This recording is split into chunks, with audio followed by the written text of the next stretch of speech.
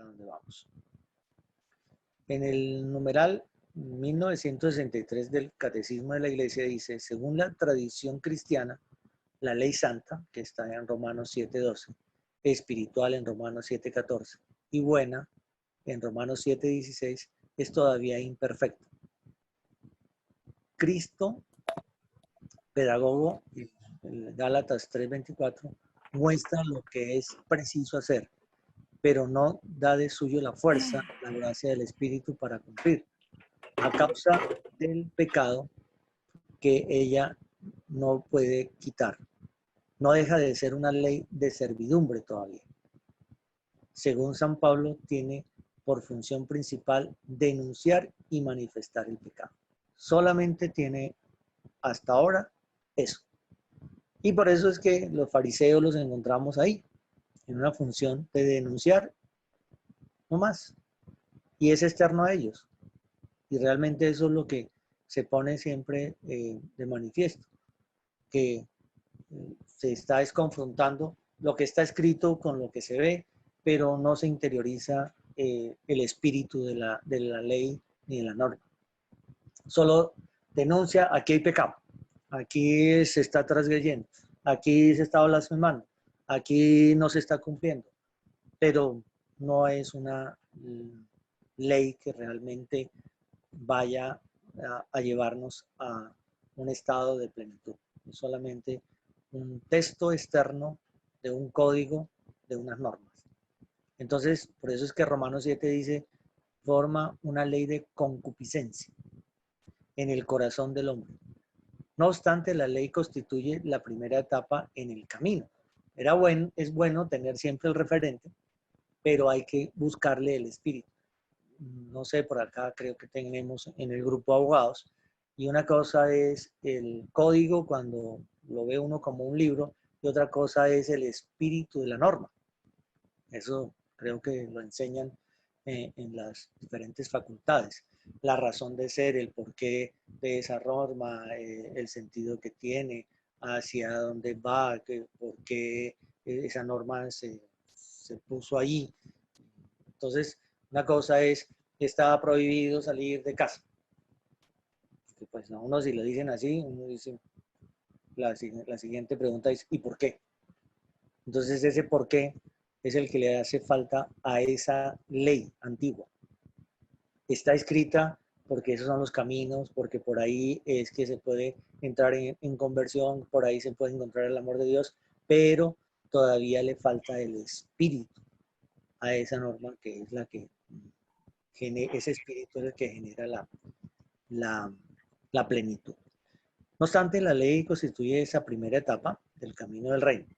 Prepara y dispone al pueblo elegido y a cada cristiano a la conversión y a la fe de Dios Salvador. Proporciona una enseñanza que subsiste para siempre como la palabra de Dios.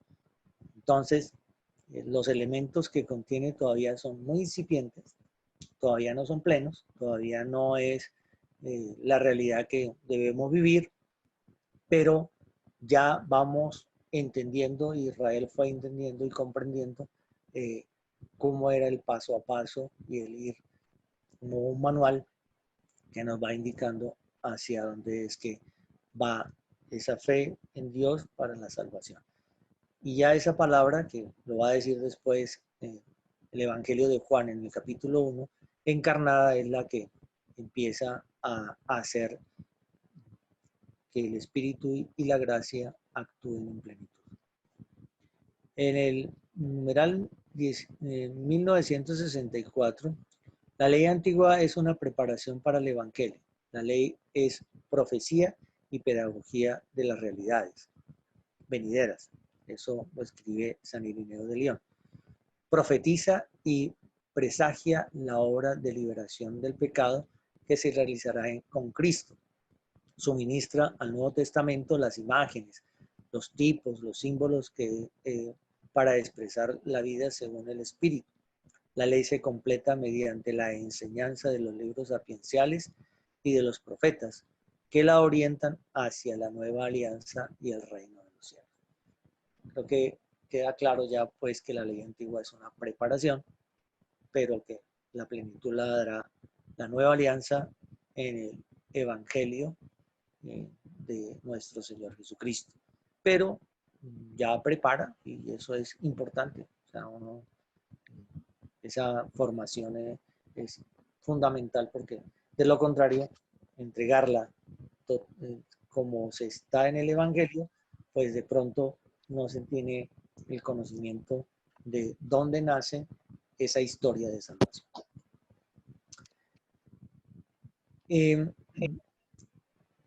Bajo el régimen de la antigua alianza, gentes que poseían la caridad y la gracia del Espíritu Santo y de todas las promesas espirituales y eternas, en lo cual se adherían a la nueva ley.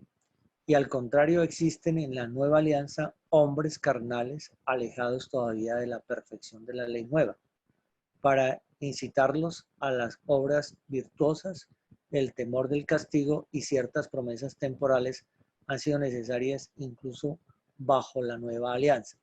Entonces, a veces por eso es que muchas personas que se dedican a leer el Antiguo Testamento dicen, pero es que el Señor era un Dios vengador, un Dios guerrero, un Dios que castigaba y que realmente pues ahí estaba Israel.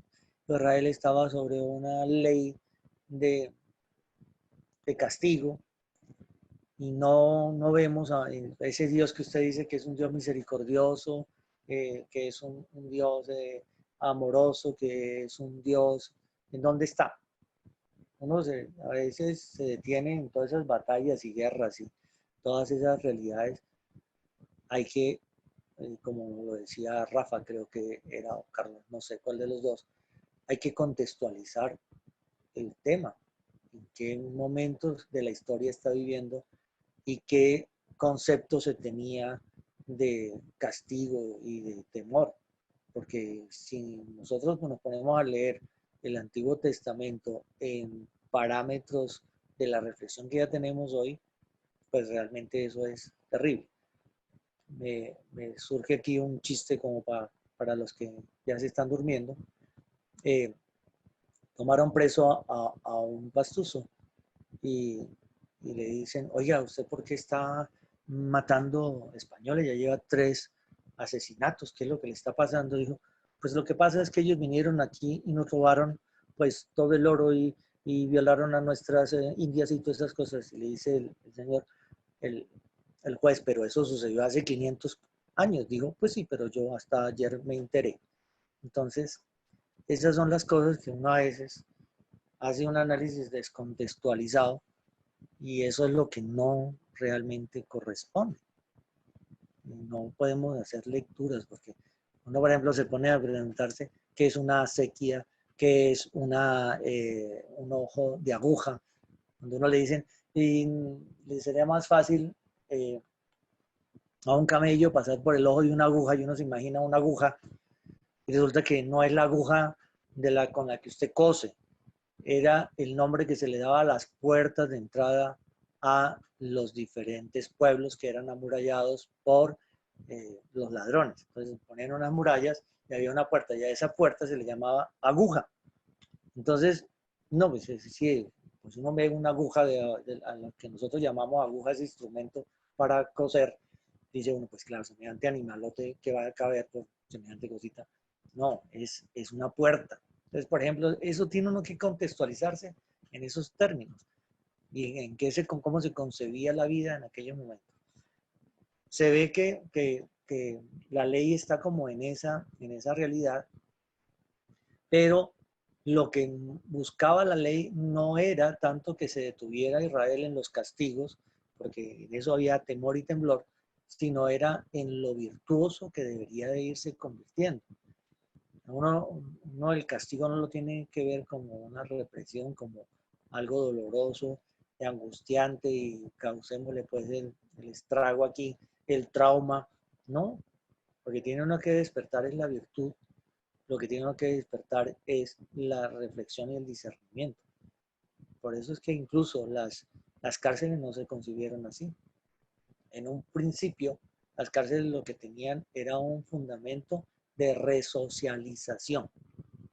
Eso es lo que tenía la cárcel. La cárcel era un espacio donde a la persona que no era sociable y que realmente no había podido entender cómo vivir en sociedad, allá se le formara, porque de pronto alguien falló en eso, y se le indicara cuál era el camino. Pero pues, desafortunadamente perdió ese espíritu, pero el espíritu de las cárceles era ese, era una resocialización. Por eso es que los terciarios capuchinos, aquí en Tabio tengo, creo que es donde hay una cárcel de menores, el tema es la resocialización, y eso es lo que hay que ir teniendo como un parámetro. Bueno, pero eso era lo que se vivía de pronto en Antiguo, y eso es lo que a algunos les fascina también por ahí predicar y seguir predicando. El castigo, y que esto del coronavirus es ya el castigo de Dios. Ahí es un temita que, que mantiene a muchos por ahí asustados y con miedo, y realmente eso no es y no va a ser nunca la ley de salvación y la norma de salvación de nuestro Señor. En todo caso, aunque la ley antigua prescribía la caridad, no daba el Espíritu Santo por el cual la caridad es difundida en nuestros corazones. Ahí está en Romanos 5:5. Y vuelve otra vez el tema a la ley antigua no tenía la plenitud del Espíritu y la gracia de la ley nueva. ¿En qué consiste la ley nueva o la ley evangélica? La ley nueva o ley evangélica proclamada y realizada por Cristo es la plenitud y el cumplimiento de la ley divina, natural y revelada. Se resume en el mandamiento de amar a Dios y al prójimo y de amarnos como Cristo nos ha amado. Es también una realidad grabada en el interior del hombre, la gracia del Espíritu Santo que hace posible tal amor.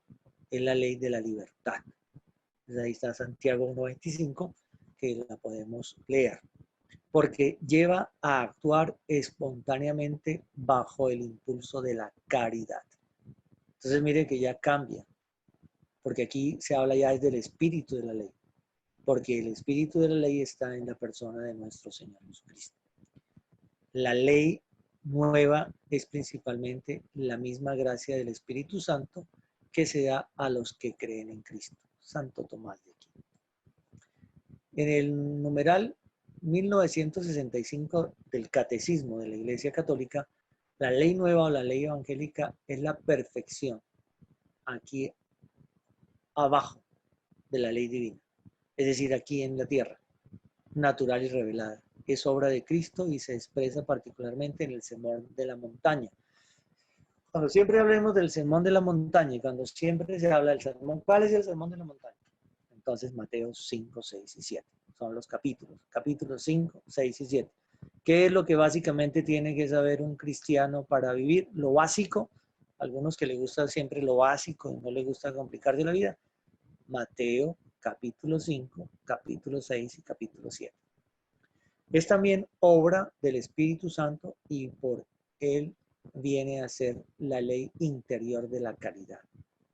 Concertaré con la casa de Israel una alianza nueva. Pondré mis leyes en su mente, en sus corazones las grabaré, y yo seré Dios y ellos serán mi pueblo. Entonces ahí está en Hebreos 8, del 8 al 10, y está en Jeremías 31, que es la primera vez que se habla de esa ley inscrita en el corazón, en los versículos 31 y 34. Si está en el corazón, nosotros la conocemos, está impresa. ¿Qué es lo que nos impide? Ya sabemos, el pecado y el mal es el que nos impide leerla como corresponde. Por eso entonces la revelación fue escrita, para que tuviéramos nosotros un referente y no empecemos a decir con relativismo, pues sí, pero quién sabe, a lo mejor no, ahí la verdad está revelada. En el numeral 1666, entonces es la gracia del Espíritu Santo dada a los fieles mediante la fe en Cristo. Actúa por la caridad, utiliza el sermón del Señor para enseñarnos lo que hay que hacer. Todo esto comunicado por los sacramentos, que son los que realmente nos dan esa gracia de realizar. Entonces, San Agustín nos trae este texto para que lo podamos entender. El que quiera meditar con piedad, oiga, piedad. ¿Y piedad de dónde es? Un don del Espíritu Santo. Y perspicacia, el sermón de nuestro Señor, que nuestro Señor pronunció en la montaña, según lo leemos en el Evangelio de San Mateo, encontrará en él sin duda alguna cuanto se refiere a las más perfectas costumbres cristianas, al modo de la carta perfecta de la vida cristiana. He dicho esto para dejar claro que este sermón es perfecto, porque contiene todos los preceptos propios para guiar la vida cristiana. Entonces, vuelve sobre la misma revelación. Por eso es que las bienaventuranzas también debe ser un tema de mucha meditación, porque ellas nos van mostrando esa gracia que se nos va comunicando y que se convierte en sacramento. Aquí también está uno de los fundamentos de los sacramentos. ¿Qué es el sacramento?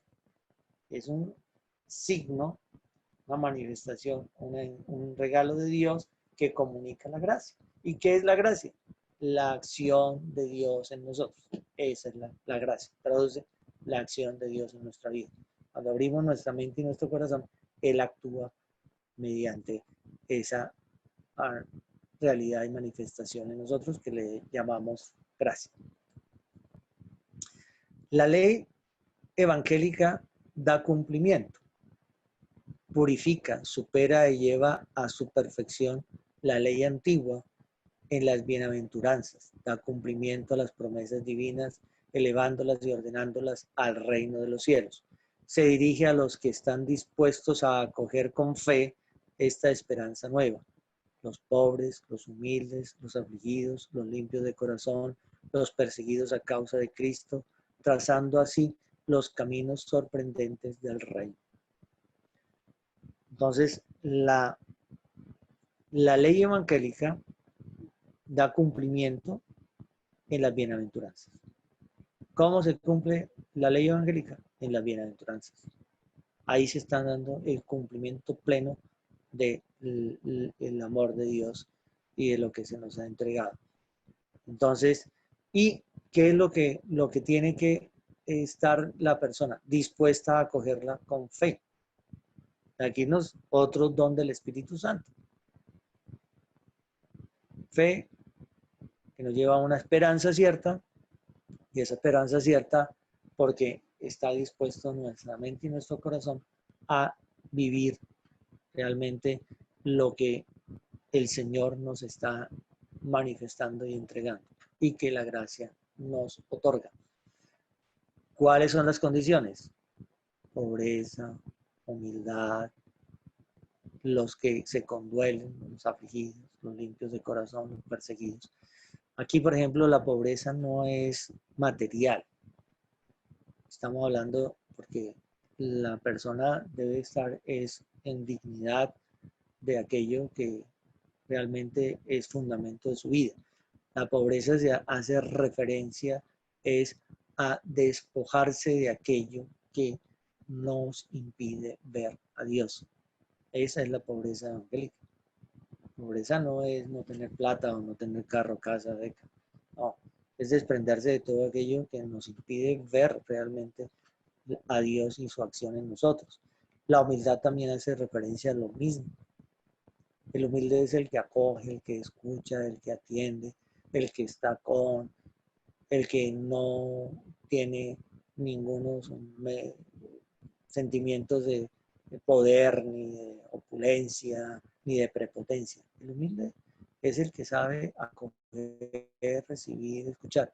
Aquí la palabra afligido es que nosotros desafortunadamente en nuestras traducciones utilizamos unas palabras que no contienen, por eso es que es tan importante a veces leer es en el original hebreo y griego, porque nos dan mejor. El afligido no es el que está siempre con la quejadera o el que está lamentándose, no. es el que se conduele, el que le duele la vida, el que le duele la realidad, es decir, el que realmente vibra por todo lo que acontece y que no es indiferente. Ese es el tema acá, no es el que, ay, pero ¿por qué a mí? Es como que todo es conmigo, porque hay gente que nace con estrella y yo estrellado, no, ahí no está esa aflicción.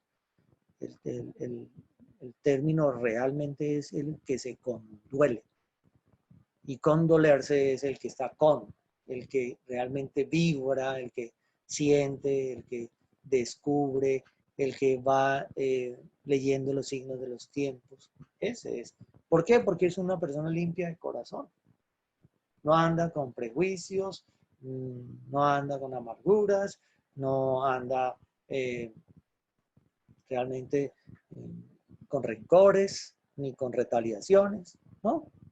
Una persona, por eso es que es una de las oraciones que constantemente debería uno estar haciendo ante el Santísimo. Limpia mi corazón, lava de todas mis heridas. Quita todo aquello que realmente en mi corazón no le permite estar realmente en la gracia y en la paz. Los perseguidos a causa de Cristo. Entonces, todos aquellos que practican la justicia. Y esa persecución, pues porque se escribe porque eso es lo que uno vive.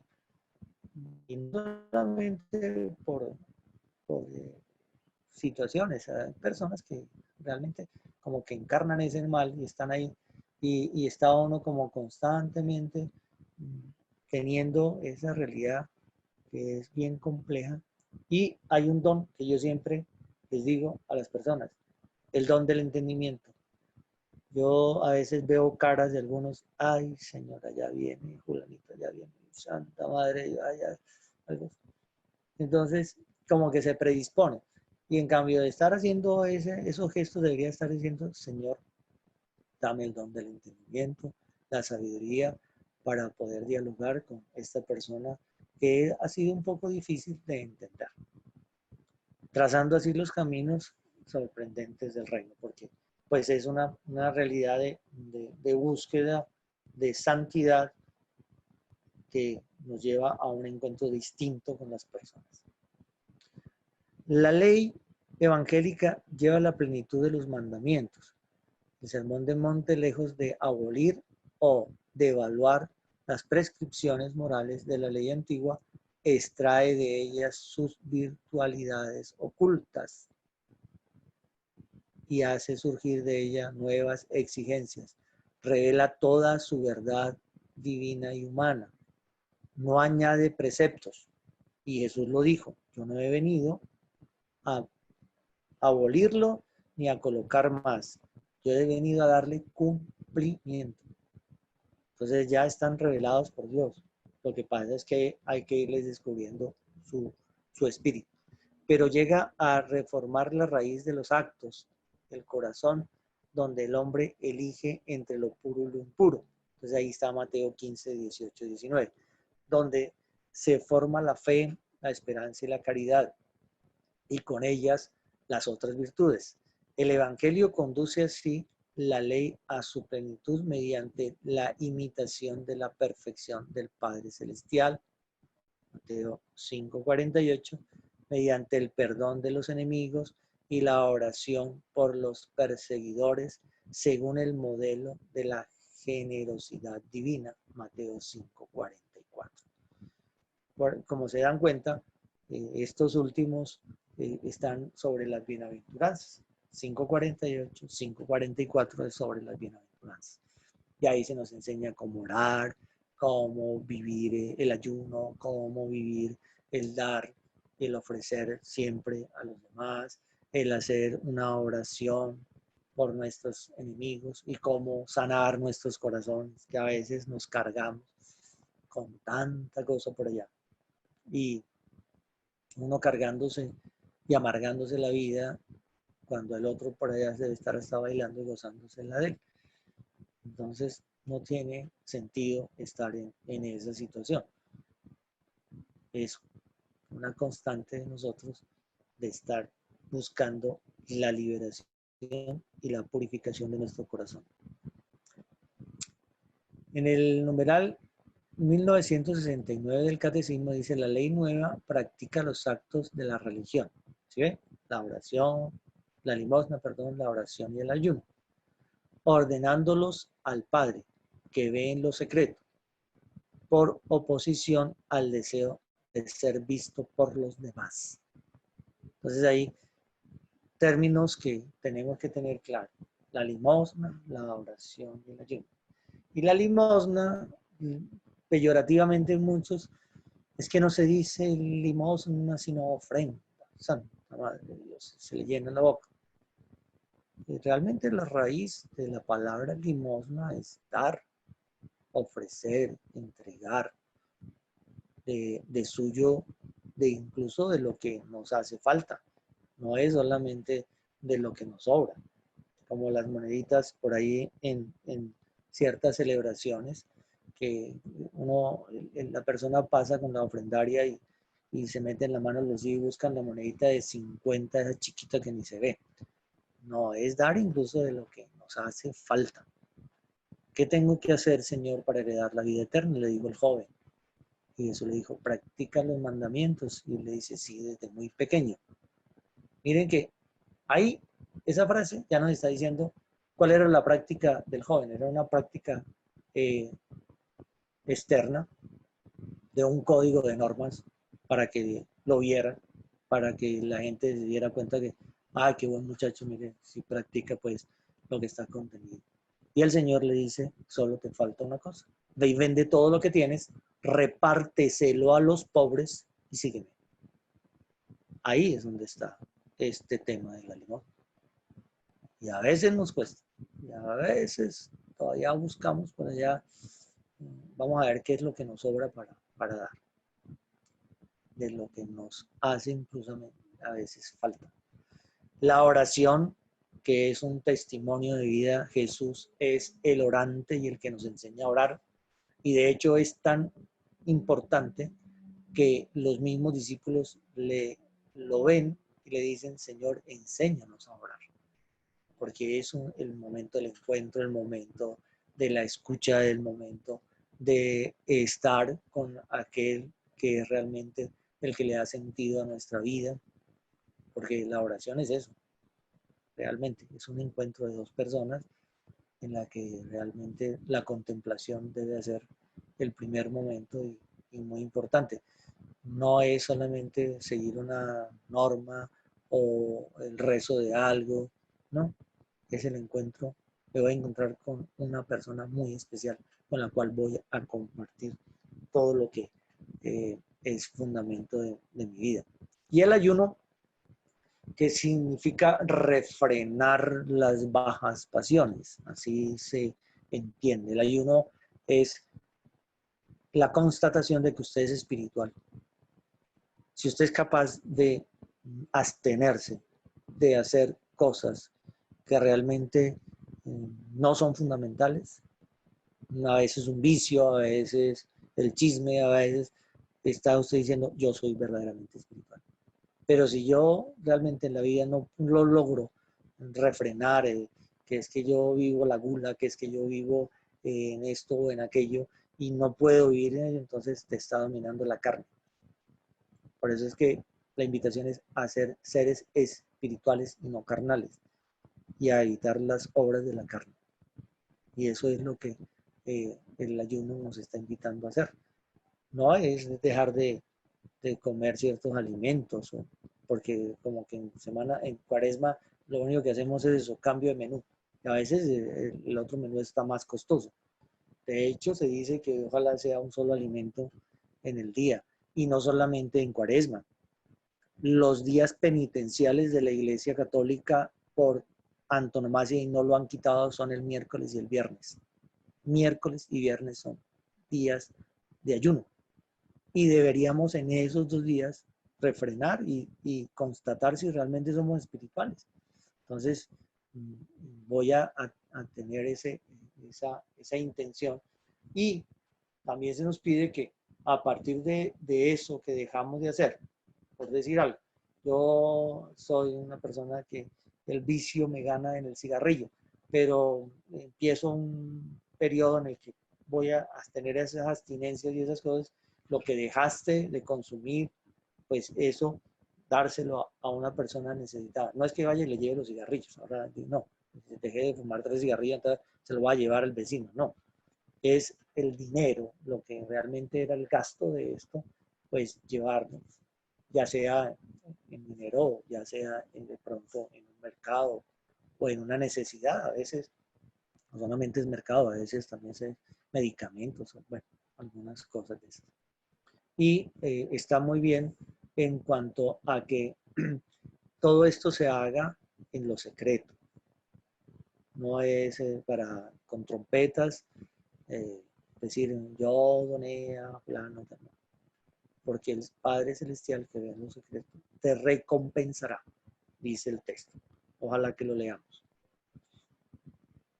La ley evangélica entraña la elección decidida de los caminos. Entonces, la práctica de las palabras del Señor está resumida en la regla de oro. Todo cuanto queráis que os hagan los hombres, hacedlo también vosotros, porque esta es la ley de los profetas. Entonces, aquí los caminos están bien dados en la práctica de una realidad que se hace más humana. El Señor mismo como que nos entiende y dice, mire, pues es tan sencillo como esto. No hagan a los demás lo que ustedes no quieran que hagan con su vida. Ya no hagan a los demás lo que a usted no le gusta. Hagan a los demás lo que, salvo que, bueno, aquí los psicólogos me dirán, hay algunos seres por ahí que tienen problemas psiquiátricos, entonces pues a mí me gusta el masoquismo, entonces no, en esos términos no está. Está en la práctica de las realidades normales de un ser, no en los que tienen problemas por ahí, psiquiátricos o psicológicos, porque qué tal que uno le diga, hagan a los demás lo que les gusta que a usted le hagan, y sea un personaje masoquista. A mí me gusta que me peguen, me maltraten, eso, entonces yo salgo a pegar. Pues ahí no, la ley no está vivida en su espíritu. Lo que está diciendo es que como a nosotros nos gusta que nos atiendan, que sean realmente caritativos, que la persona sean afables conmigo, que tengan una buena relación conmigo, pues de la misma manera lo haga yo con los demás. Es ahí donde está la ley. Porque de lo contrario, créanme que entonces ahí sí entraríamos en los problemas graves. Y de pronto yo creo que eso es, que esto se está entendiendo no en el espíritu, sino en lo que algunos fundamentalistas de pronto toman la palabra. Es que yo estoy haciendo lo que hicieron conmigo. Y por eso es que hay muchos que actúan es por retaliación. Así como lo hicieron conmigo, pues lo voy a hacer. Y es así. Como el cuento de los muchachos en el colegio, a la salida nos vemos, pero verá cómo es la cosa.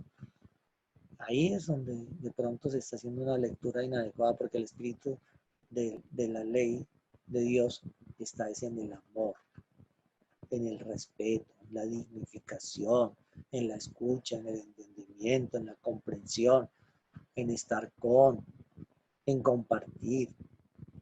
Ahí está el espíritu de la ley, porque de lo contrario, pues no sería realmente lo que el Señor nos está diciendo.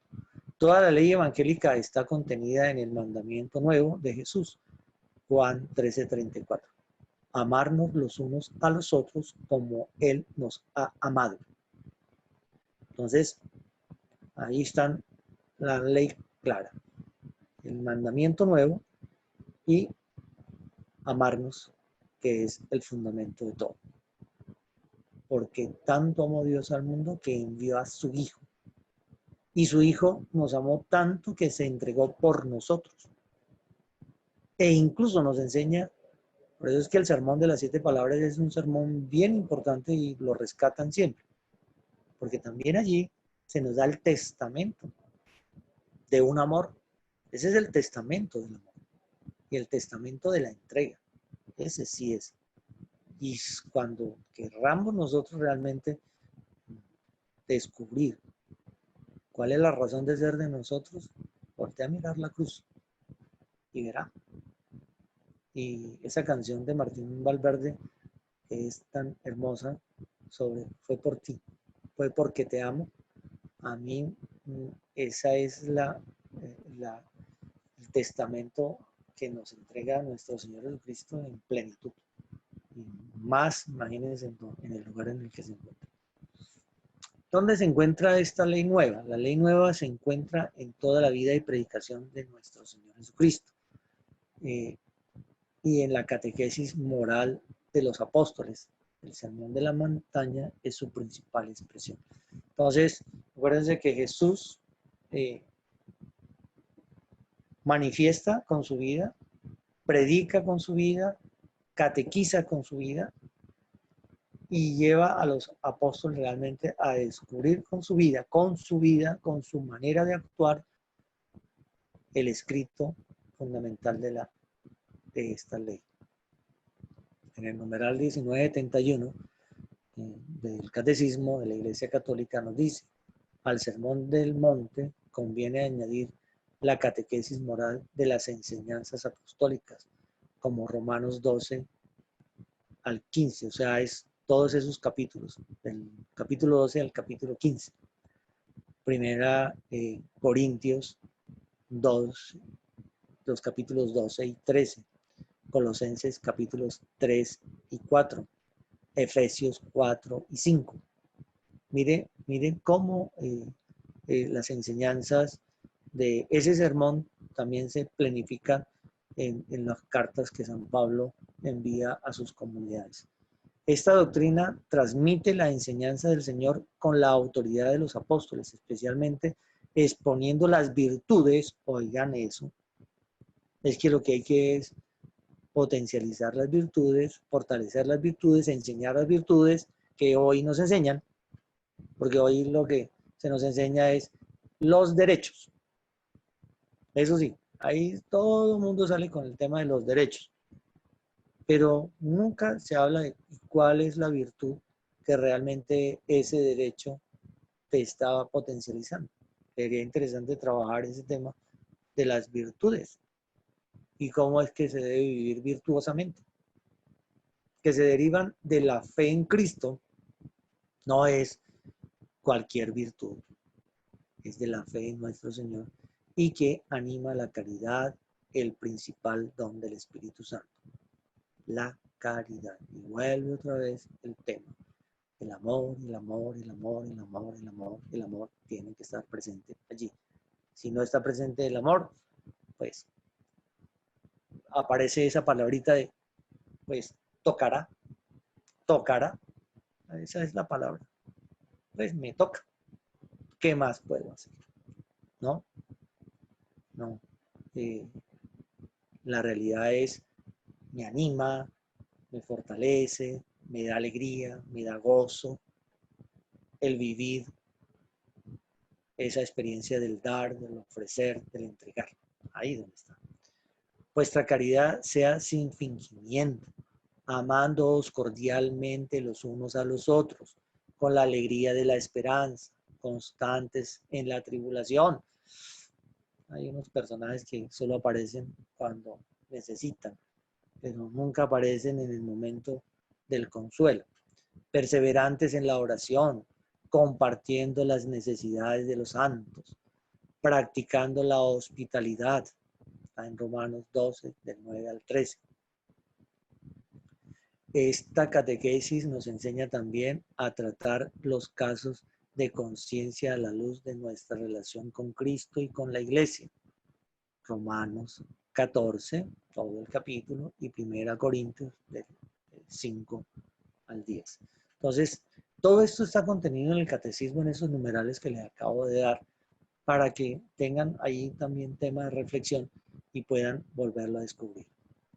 La ley nueva es llamada ley del amor porque hace obrar por el amor que infunde el Espíritu Santo más que por el temor, porque confiere la fuerza de la gracia para obrar mediante la fe y los sacramentos, ley de libertad, Santiago 1, 25 y 2, 12, porque nos libera de las observaciones rituales y jurídicas de la ley antigua, nos inclina a obrar espontáneamente bajo el impulso de la caridad y nos hace pasar de la condición del siervo que ignora lo que hace su Señor a la de amigo de Cristo, porque todo lo que he oído a mi Padre os lo he dado a conocer.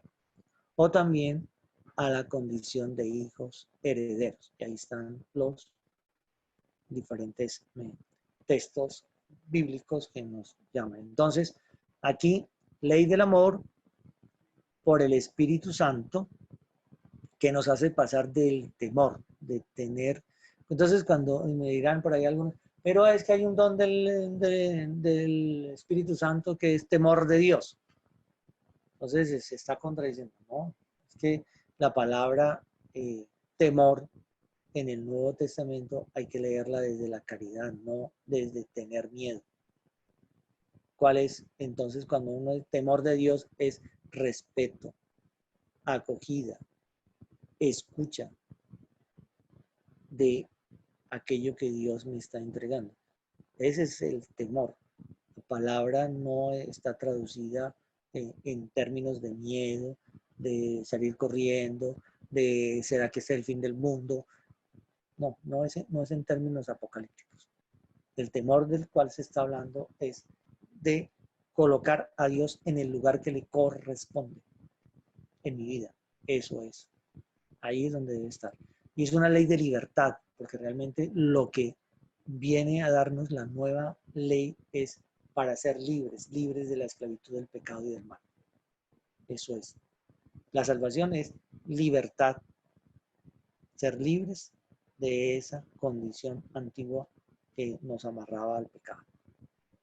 Más allá de sus preceptos, la ley 9 contiene todo lo que los evangelios nos regalan y están en los consejos evangélicos, que también hay que trabajarlos. Los consejos evangélicos son muy importantes y ahí es donde también tenemos que procurar una reflexión. La distinción tradicional entre mandamiento de Dios y consejos evangélicos se establece por la relación a la caridad, perfección de la vida cristiana. Los preceptos están destinados a apartar lo que es incompatible con la caridad. Los consejos tienen por fin apartar lo que, incluso sin serle contrario, puede constituir un impedimento al desarrollo de la caridad. Santo Tomás nos regala esto en la Suma Teológica. Y es que los consejos evangélicos realmente contienen ese fundamento de vida. Y es otro tema que hay que trabajar, los consejos evangélicos. De hecho, se los dejo de tarea. Ojalá que podamos ir a ellos y descubrirlos, porque ellos contienen esa caridad, ellos contienen esa relación, ellos contienen el espíritu de la ley.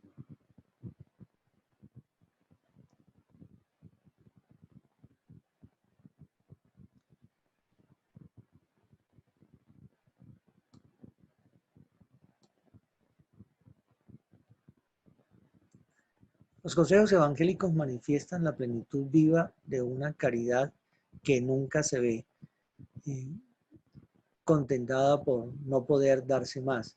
Atestiguan su fuerza y estimulan nuestra prontitud espiritual. La perfección de la ley nueva consiste esencialmente en los preceptos del amor de Dios y del prójimo.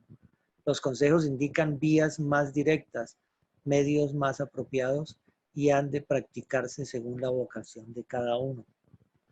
Dios no quiere que cada uno observe todos los consejos, sino que solamente los que son convenientes según la diversidad de las personas, los tiempos, las ocasiones y las fuerzas, como la caridad lo requiere, porque es esta la que como reina de todas las virtudes, de todos los mandamientos, de todos los consejos y en suma de todas las leyes y de todas las acciones cristianas, da a todos y a todas rango, orden, tiempo y valor.